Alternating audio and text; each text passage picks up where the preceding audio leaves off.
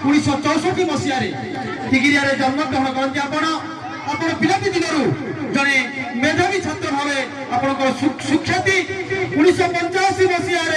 विज्ञान महाविद्यालय आठगड़ छात्र संसद सभापति भाव एवं 2007 रु 2014 पर्यंत टिगिरिया जगन्नाथ मंदिर प्रसारमणिक परिचालन कमिटर मुख्य भाव बहु उन्नयनमूलक कार्यकारी प्रशंसार पात्र होती महामानव आपण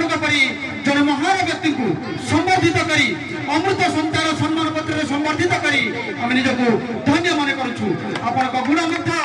बालुकेश्वर यात्रा कमिटी शासन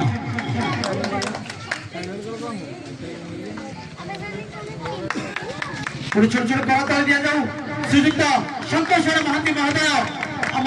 ये बालुकेश्वर यात्रा कमिटी तरफ संबर्धित